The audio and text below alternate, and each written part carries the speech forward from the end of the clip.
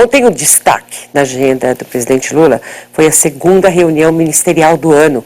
O presidente discursou em defesa da soberania nacional, cobrou a portas fechadas um posicionamento de ministros do União Brasil e do Progressistas, que já tem candidato e que ameaçam desembarcar do governo, mas manter os cargos ao mesmo tempo. Uma parte da reunião foi aberta à imprensa. O presidente Lula começou falando de soberania nacional.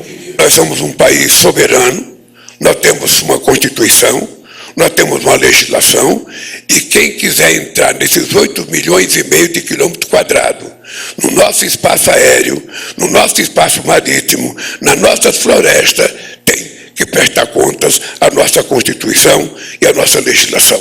Lula criticou o presidente dos Estados Unidos, Donald Trump. Se a gente gostasse de imperador, a gente não tinha acabado, sabe, com o império. Se a gente gostasse de imperador, o Brasil ainda seria monarquia. A gente não quer mais. A gente quer, sabe, esse país democrático, soberano, republicano, que é o que nós aprendemos a construir. E fez críticas também à atuação do deputado Eduardo Bolsonaro, filho do ex-presidente, que permanece morando nos Estados Unidos. O que está acontecendo hoje no Brasil, com a família do ex-presidente e com o comportamento do filho dele nos Estados Unidos, é possivelmente uma das maiores traições que uma pátria sofre de filhos seus. Em um segundo momento, o ministro da Casa Civil, Rui Costa, deu orientações aos colegas. Ele chamou de desafios para a reta final. Pediu foco na implementação do que já foi anunciado e que os ministros mostrem as entregas concretas, façam diferenciações com governos anteriores e aumentem a presença nos estados. Na parte fechada da reunião, o presidente Lula cobrou lealdade dos ministros. Se queixou de partidos do Centrão que ocupam ministérios e que vem fazendo críticas ao governo, inclusive em eventos públicos. O presidente Lula disse que quem não defender o governo pode pedir para sair. Bom, e a gente segue falando sobre esse assunto agora com o cientista político Rafael Cortes, sócio da Tendências Consultorias, que está aqui no estúdio do Em Ponto com a gente. Bom dia, Rafael. Léo Arcoverde também vai participar da nossa conversa. Eu queria começar, Rafael, colocando, foi uma agenda ministerial, mas com cara de campanha, né? Todo mundo de bonezinho já, o governo mudou o slogan, né? Quais são as preocupações do governo aí nos meses que seguem adiante, na virada do ano, que é um ano eleitoral? Já que antecipamos a campanha, vamos antecipar de verdade, né? Com reforma ministerial, tudo, encontro ministerial.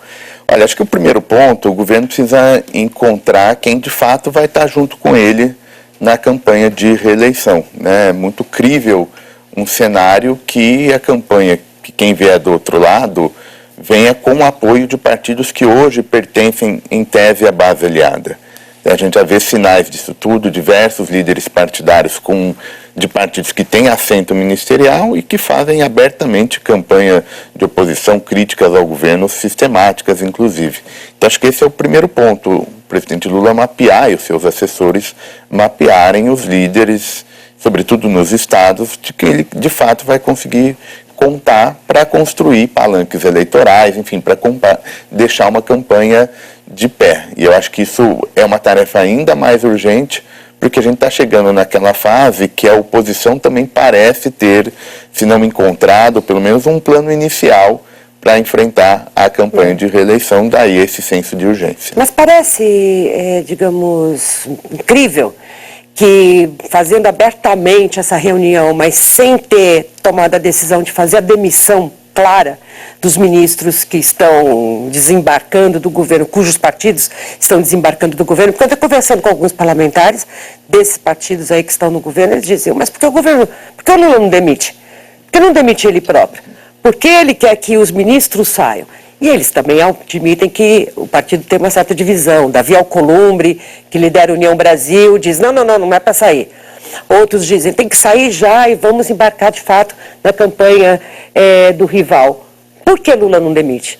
Me parece, Mônica, que acho que a ideia era ter exposição pública mesmo, né? É fazer com que, a partir de uma reunião desse tipo, né, com boné, enfim, com claro caráter eleitoral, de fazer a exposição pública desses ministros e, obviamente, em alguma medida dos seus partidos, para justamente trazer um pouco, olha, com quem vai estar comigo ou não vai, né? Acho que não demite agora, porque muito possivelmente a gente vai ter uma sequência de reforma ministerial por conta de legislação eleitoral, então também não faria muito sentido ir quebrando o ministério aos poucos, mas me parece que é uma estratégia de colocar, olha, quem vai estar junto comigo e submeter esses parlamentares, esses ministros, a, digamos, a exposição pública, porque aí eles vão ficando também com a imagem de que estão um pé em cada canoa e aí eventualmente também tem um desgaste. Acho que é um jeito de dar uma pressionada, né, sem ser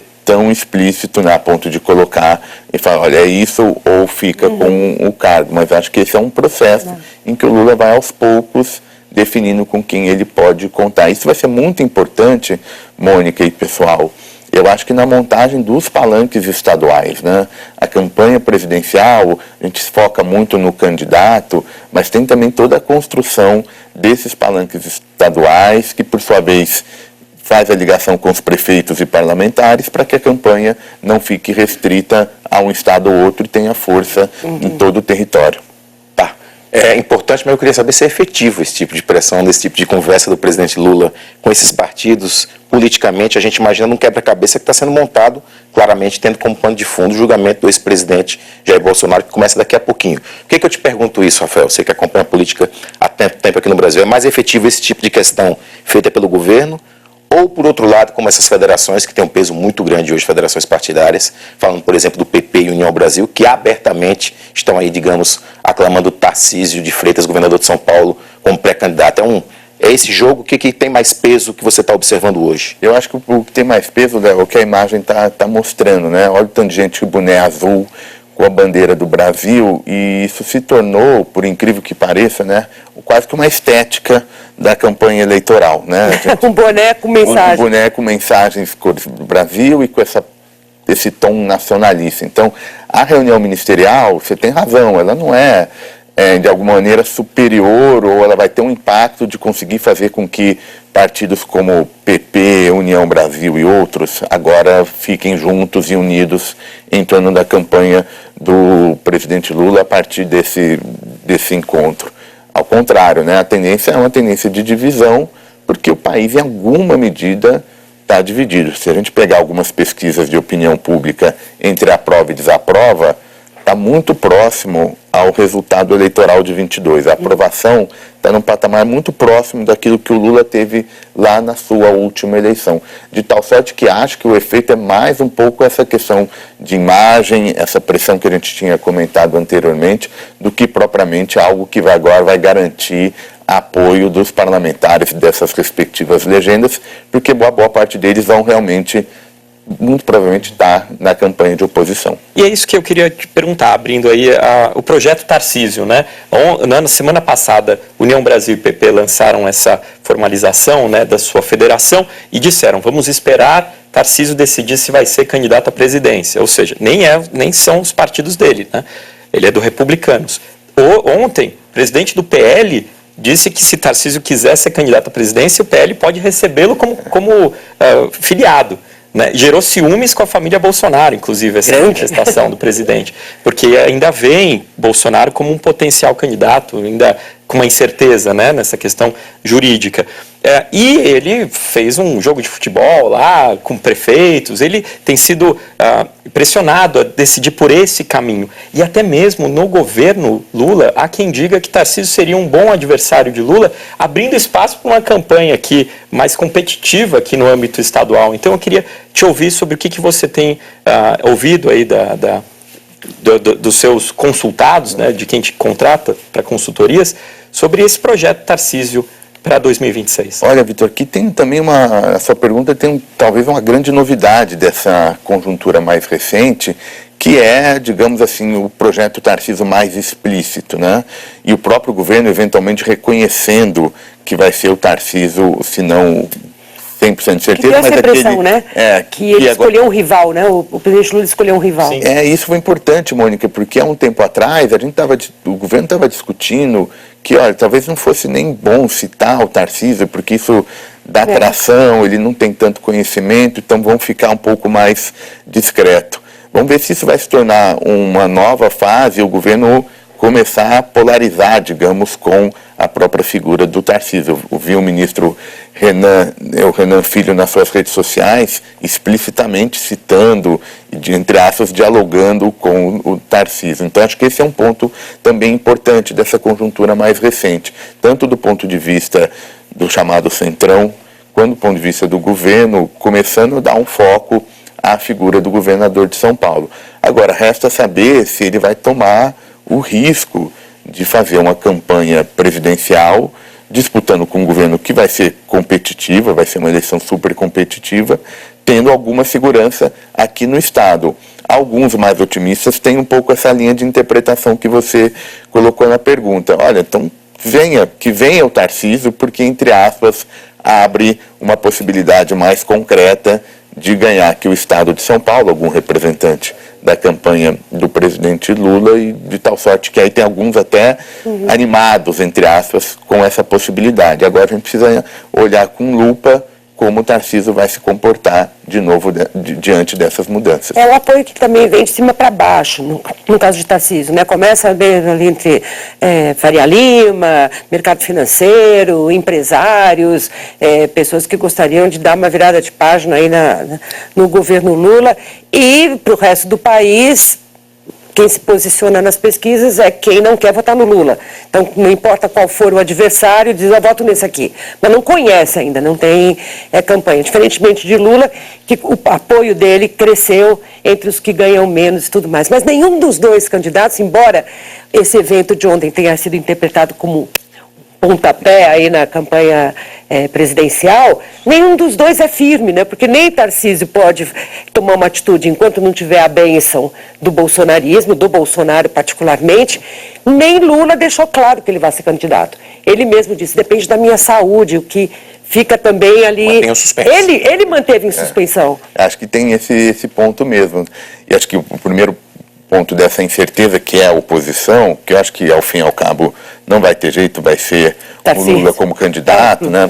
E acho que a incerteza maior é na oposição. E como é que o bolsonarismo vai tratar isso, né? Porque a gente tem visto que trata como uma ameaça num primeiro momento, sobretudo para os filhos do ex-presidente Bolsonaro, olham a candidatura como Tarcísio como uma estratégia de uma parte da elite política de alijá-los dos espaços de poder. Né? E, de fato, é bem incrível isso, né? Uma vez que o Tarcísio se torne a figura que vai enfrentar o petismo, ele se torna a grande referência no campo da direita. Né? Então, além das questões jurídicas que o ex-presidente enfrenta, tem essa questão política que passa a ser muito urgente. A gente vê as mensagens, né, que têm saído, os comunicados em redes sociais, que eles estão dizendo, uma parte do Bolsonaro, fala, nós não vamos com Tarcísio. O líder do PL já está aceitando, né? Está aqui a ficha de filiação. Então vai ter esse cabo de braço, essa disputa para ver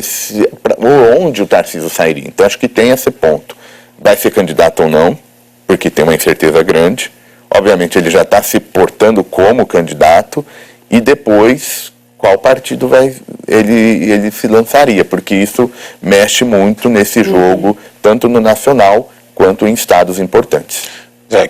A gente vai ver que Tarcísio é esse, né? Se no Republicano, se no PL, com outros pré-candidatos de direita, como o cenário seria esse hoje. Mas eu queria te perguntar sobre que Lula é esse também nesse cenário, Rafael, comparando com outros mandatos, até pelo que você falou do país rachado. É um Lula que pode muito menos, porque a gente fala, quando fala de Lula, que se a hipótese se confirmar, vai para uma 7ª disputa presidencial desde 1989, e goste-se ou não, sempre até os adversários falam da questão do animal político, o instinto dele de montar palanques estaduais. É um Lula que, para 2026, ele sendo candidato, pode muito menos, justamente por conta de um país rachado, e que a correlação de forças mudou muito, mais uma vez eu falando das federações partidárias hoje, digamos, empoderadas? Se a comparação for com os primeiros anos de vitória do Lula, né, Lula 1 e Lula 2. aí certamente é um capital político muito mais limitado, é um outro país, é um outro Lula, do ponto de vista das regras do jogo, né, a presidência da República hoje é muito mais fraca do que foi no passado, do ponto de vista político é uma sociedade muito mais polarizada. Então eu diria que é o Lula que vai precisar dar alguma novidade em 2026, porque a sua estratégia de campanha, quando ele vence para o terceiro mandato, parece não ser mais suficiente. Então Era não de é mais retomada, suficiente. né? Era reconstrução. Ser o anti-Bolsonaro, como ele foi na última eleição. Agora ele vai precisar ser um pouquinho mais. Tanto é que o governo muda o lema e acho que tem um pouco a ver para tentar dar uma imagem de novidade, alguma coisa diferente. Porque ser simplesmente só a defesa da democracia, como parece ter sido a principal bandeira lá atrás, não vai ser suficiente para vencer a eleição de 2026. Eles estão tentando agora trazer essa questão do nacional, enfim, dar uma roupagem da soberania, né? Isso. Aliás, eu tenho duas perguntas também sobre esse ponto. Primeiro, de certa forma, o tarifaço beneficiou as duas candidaturas. Tanto o Lula pôde extrair dali o discurso da soberania, do nacionalismo e tudo mais, como para Tarcísio alijou a família Bolsonaro, né, porque ela, de fato, começou a ficar tóxica para o próprio ambiente da direita. Isso é fato, todo mundo concorda. Agora, ao mesmo tempo, você mencionava os palanques estaduais, a necessidade que o Lula tem de reconstruir isso para ir mais confortável para a eleição. Os principais palanques, os principais colégios eleitorais, mais populosos e tudo mais, têm governadores muito bem avaliados e que são de oposição. Então, qual vai ser a dificuldade que o Lula vai ter para montar aquele palanque invencível que, como dizia Kassab, é a grande tecnologia de vencer a eleição do presidente Lula? Ele consegue montar palanques muito eficientes que o levam à vitória. A parte da dificuldade dessa eleição de 26 tem um pouco a ver com essa geografia eleitoral, porque as pesquisas têm mostrado que a vantagem que o presidente Lula historicamente conseguiu no Nordeste, ela tende a ser menor. A gente ainda está muito longe da eleição, do ponto de vista do eleitor, mas a direção vai um pouco nesse sentido, de ter uma vantagem mais estreita. Portanto, entre aspas, fazer uma imagem aqui não muito sofisticada, mas a gordura que a campanha petista tinha no Nordeste talvez fique menor. E aí vem um pouco esse ponto que você mencionou. Vai precisar entrar em mercados eleitorais que são governados por nomes bem avaliados e que são de oposição. Então, como é que até presidenciáveis, né? Como é que o presidente Lula vai conseguir e que palanque ele vai conseguir para dar força à campanha, onde tende a ser muito decisivo. Se a gente pegar Sudeste, por exemplo, a gente está falando de 44% do eleitorado total. Se a gente quebra Minas, São Paulo, a gente está falando alguma coisa muito próxima a 1/3, né? E são estados governados por possíveis nomes que vão estar na chapa, né? Eventualmente tem uma chapa Tarcísio, Zema, enfim. O cenário, né?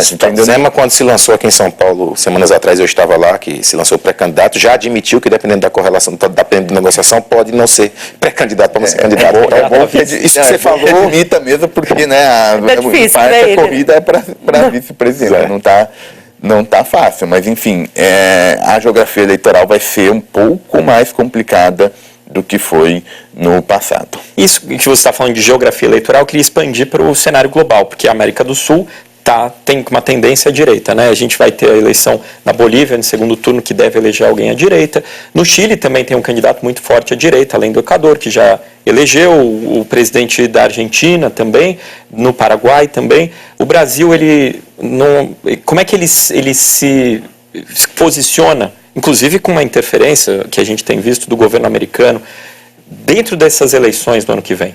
Acho que essa questão internacional tende a ser cada vez mais relevante e vai ser especialmente relevante no Brasil por conta dessa conjuntura que vocês estão discutindo há um tempo. Primeira vez que política externa vai ser tema de campanha, né? Porque agora é concreto, né? Agora não é um tema meio etéreo, agora qualquer um, entre aspas, tem alguma opinião formada sobre o tema. Então, acho que vai ser importante, sim, e, de fato, a gente ainda tem no mundo uma questão, né, de até onde vai a força, não é só da direita, mas de um tipo específico de direita que emergiu no cenário político eleitoral com esse questionamento institucional, a partir de alguma insatisfação democrática. Direita antissistema, que né? as pesquisas estão mostrando. Então a gente vê Trump nos Estados Unidos, mas nos países europeus também, a cada rodada esse grupo vai aumentando em termos de força. Então, sim, essa é uma questão que pode ser um ciclo eleitoral mais para a direita, mas o que acho que a novidade é qual tipo de direita eventualmente vai começar a ganhar a eleição. E eu digo que o tema internacional vai ser importante para o Brasil, porque assim, acho que ficou escancarado, né, essa questão de os americanos, ou uma parte deles, sobretudo a dimensão conservadora, tentar de alguma maneira influenciar o resultado, né? A gente vê isso em rede social, em vídeos que eles estão postando e falando, né? Então vai ser super importante, porque a gente tem um problema de uma relação bilateral Brasil e Estados Unidos que não é econômica, ou pelo menos não é só econômica, tem essa dimensão político-institucional. Como é que a gente vai assistir isso? Eu não sei. Eu sei que isso vai ser um tema preocupante para 26, sobretudo se o Lula conseguir a reeleição. E é um dos enigmas mesmo, porque a gente conhece as posições do presidente Lula na política externa, porque são já 3 governos, e particularmente nesse, ele se envolveu muito em questões controversas mundo afora. Mas a gente não conhece nada de Tarcísio se ele vier a ser candidato. A gente sabe que Tarcísio é um homem dedicado à infraestrutura, à construção de estradas, a fazer, né? Mas a gente, vários temas federais que são muito importantes. São enigmáticas ainda. São enigmáticas, a gente não conhece. Ele é, de fato, um desconhecido, né? Porque aqui em São Paulo ele não é chamado a se posicionar em relação a grandes temas nacionais, a não ser agora, com o tarifaço não teve jeito, ele foi obrigado, foi puxado para isso. Mas acho que se esses forem os 2 candidatos, é interessante, porque é algo muito conhecido versus outro que pode vender qualquer ideia, porque ele tem um frescor em certos campos, né? Não foi testado ainda na questão da política externa, então pode ser uma campanha diferente, com outros temas e outro teor mesmo. Mas a gente não consegue antecipar tudo desde já, né, Rafael? Tem alguma... Quem dera conseguir, né? Mas eu acho que isso vai ao encontro que você falou. Acho que uma boa parte da força do Tarcísio nesse momento é mais por ser um nome, o antipetista nessas simulações, do que ele já ter alguma identidade, perfil, né? frescor. Como é que ele vai, de fato, operar a política, seja nas articulações, seja nos posicionamentos, política externa, política econômica, enfim, uma série de temas que ele vai acabar precisar se posicionando. Então, por hora, eu acho que é uma expectativa muito mais, primeiro, dos grandes setores econômicos, chegou na elite política, e vamos ver agora se ele consegue colocar, digamos, essa cota pessoal, ele conseguir se colocar como um bom candidato, pensando lá em 2026. Aparentemente o timing até favorável a ele, né? Há 14 meses da eleição, dá tempo de fazer um planejamento. O Lula já começou também, como a gente viu ontem, ele já está se posicionando para a sucessão presidencial. Rafael, muito obrigada pela sua presença aqui no Em Ponto, sempre um prazer conversar com você. Eu que agradeço. Muito obrigado. Valeu, Rafael. Obrigado. Obrigada, Léo.